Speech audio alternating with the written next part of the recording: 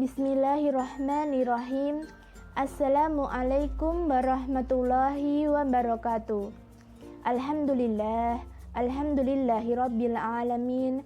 Assalatu wassalamu ala asrafil anbiya'i wal mursalin wa ala alihi wa sahbihi ajmain. Wa man tabi'i ihsani ila yaumiddin. Amma ba'du.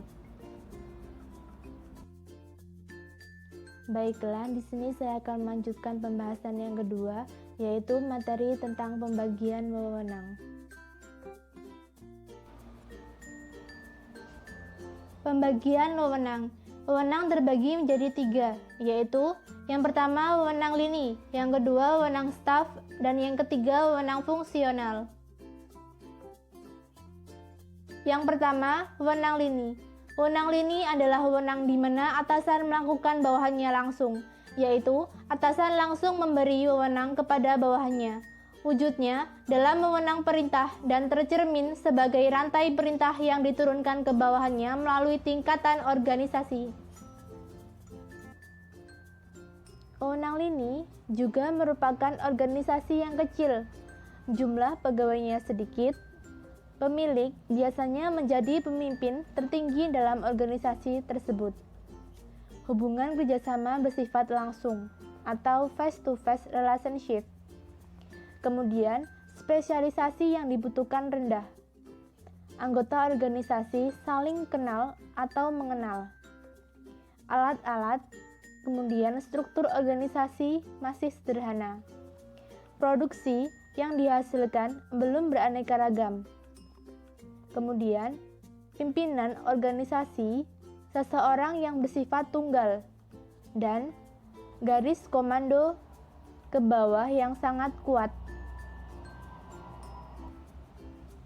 Kemudian, untuk contoh dari wewenang lini, yaitu contohnya seperti pemimpin tertinggi memberikan perintah atau komando langsung pada bawahannya untuk mengerjakan tugas yang telah diberikannya. Kemudian yang kedua, wewenang staf. Wewenang staf adalah hak yang dipunyai oleh satuan-satuan staf atau para spesialis untuk menyarankan, memberikan rekomendasi, atau konsultasi kepada personal. Kualifikasi yang harus dipenuhi oleh orang yang duduk sebagai staf yaitu dengan menganalisa melalui metode kuesioner, melalui metode observasi, metode wawancara, atau dengan menggabungkan ketiganya.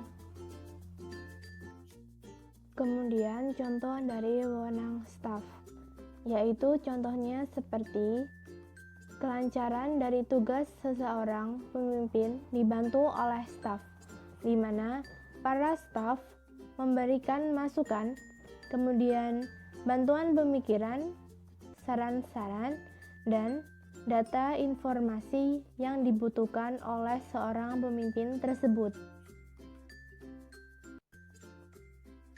Konsekuensi organisasi atau perusahaan yang menggunakan staf yaitu menambah biaya administrasi, struktur organisasi, kekuasaan, tanggung jawab, serta akuntabilitas menjadi kompleks. Pokok kualifikasi yang mempengaruhi seorang staf yaitu yang pertama, pengetahuan yang luas tempat di mana dia bekerja. Yang kedua, punya sifat kesetiaan, kesehatan, inisiatif, dan pertimbangan yang baik. Yang ketiga, punya semangat kerjasama yang ramah. Yang keempat, kestabilan emosi dan tingkah laku yang sopan. Yang kelima, kesederhanaan. Dan yang keenam, kemauan baik dan optimis. Kemudian yang ketiga, yaitu wewenang fungsional. Wewenang fungsional adalah tipe ketiga, dari struktur yang ditemukan dalam organisasi, baik secara temporer atau permanen. Hubungannya terkuat yang dimiliki staf dengan satuan-satuan ini. Kemudian, contoh dari wewenang fungsional, yaitu salah satunya, pemimpin tertinggi memberikan tugas kepada kepala bagian, yang kemudian kepala bagian tersebut menjadi mempunyai wewenang fungsional, sehingga kepala bagian memberikan tugas yang diberikan oleh pemimpin untuk dikerjakan kepada para ahli tugas atau para staf. Kemudian ada pula keuntungan dari wewenang fungsional, yaitu pekerja dapat menarik keuntungan dari para ahli dari berbagai bidang. Kemudian ada pula kerugian dari wewenang fungsional, yaitu yang pertama, kemungkinan akan munculnya masalah perilaku organisasi tersebut. Selanjutnya yang kedua, konsekuensinya muncul kecenderungan rival. Perbedaan antara struktur lini, staf, dan fungsional adalah pada organisasi staf ahli melaksanakan wewenang langsung atas beberapa jalur aktivitas departemen. Kadang-kadang wewenang fungsional adalah hasil dari kebijakan tak tertulis. Kemudian, agar wewenang yang dimiliki oleh seseorang dapat ditaati oleh bawahannya, maka diperlukan adanya yang pertama kekuasaan atau power, yaitu kemampuan untuk melakukan hak tersebut dengan cara mempengaruhi individu, kelompok, dan keputusan. Kemudian, kekuasaan terdiri dari dua, yaitu kekuasaan posisi yang didapat dari wewenang formal, atau besarannya tergantung pada besar pendelegasian orang yang menduduki posisi tersebut. Kemudian, kekuasaan pribadi berasal dari para pengikut respek dan yang merasa terikat pada pimpinan.